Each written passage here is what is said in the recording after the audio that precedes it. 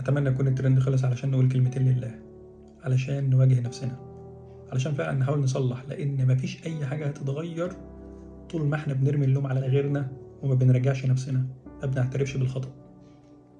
ليه دايما بنساند الظالم؟ ليه دايما بنلوم الطريق والمرور والحكومة؟ مفيش حد بيلوم المخالف اللي ملبس الحزام، واللي بيخرج من أي مكان وقت ما هو عاوز، واللي بيمشي على سرعة غير مرخص ليه بيها، واللي بيركن في أي مكان، واللي بيمسك كوباية شاي ويكلم المدام ويطلع ايديه من الشباك ويلم الأجرة وإيديه على الدركسيون. ده لو باقي ليه إيد تانية، الله أعلم الناس دي بيكون عندها كام إيد. ده غير الحاجة الأساسية اللي المفروض يعملها، وهو إنه يركز في الطريق. ليه مفيش حد بيتكلم عن اللي بيتعاطى مخدرات؟ ليه مفيش حد بيتكلم عن اللي بيتعاطى منشطات علشان يسوق يوم ويومين؟ وإزاي العقل ده يركز يوم ويومين في الطريق؟ ليه مفيش حد بيتكلم عن الناس اللي بتاخد منشطات؟ ليه مفيش حد بيتكلم عن المخالفين؟ ليه مش عايزين نواجه نفسنا ونقول مين اللي غلطان فعلا؟ اللي غلطان فعلا مش الطريق ولا اللي عمل الطريق، اللي غلطان فعلا اللي خالف قوانين الطريق. هتقولي فين المرور؟ انت محتاج ضابط يمشي ورا كل سواق يقول له اعمل الصح؟ اكيد مش هيحصل. تخيل لو مفيش اصلا قانون، ايه اللي يخليك تعمل الغلط؟ لو انت انسان رقيب على نفسك، لو انت انسان مؤمن بان وجود ربنا سبحانه وتعالى هو الرقيب عليك، ليه بتعمل الغلط؟ المشكلة ان الغلط ده مش متعلق بيك لوحدك، لان لو روحك انت بس هي المرتبطة بالموضوع ده كان ممكن الموضوع يبقى عادي، انت حر. لكن حتى في دي انت مالكش كامل الحرية لو فعلا عرفت مقام ربنا سبحانه وتعالى. لكن كمان الفكرة ان ده مرتبط بأرواح ناس تانية كتير جدا، لان ممكن بخطأ فردي واحد يقعد في السرير طول عمره، واحد تاني عائلته تيتم، بنت تخسر حياتها زي ما شفنا. قبل ما نلوم الطريق والحكومة والمرور وكل الكلام ده، ليه مفيش حد لام اللي مركب 20 بنت في عربية واحدة؟ ليه مفيش حد لام اللي واخد منشطات؟ ليه مفيش حد لام اللي ماشي مخالف؟ ليه مفيش حد لام اللي بيقف في أي مكان؟ ليه يا جماعة هنفضل طول الوقت نلوم اللي بيصلح، ما بنلومش المخطئ؟ انت كده واقف مع الظالم.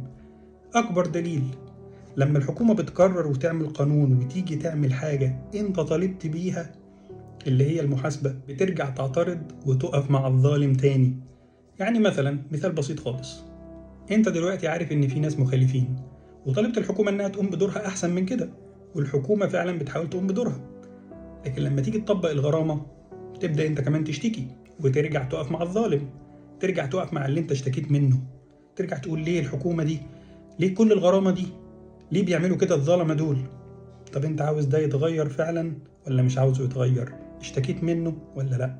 لو عاوزين فعلا نغير يبقى نستحمل الضريبة وما نشتكيش، ولو مش عاوزين نتغير وراضيين بالواقع مهما كان قاسي، يبقى المفروض ان احنا ما نشتكيش ونرمي اللوم على الطرف اللي ملوش دخل في اللي بيحصل، لان احنا كده مش صادقين مع نفسنا.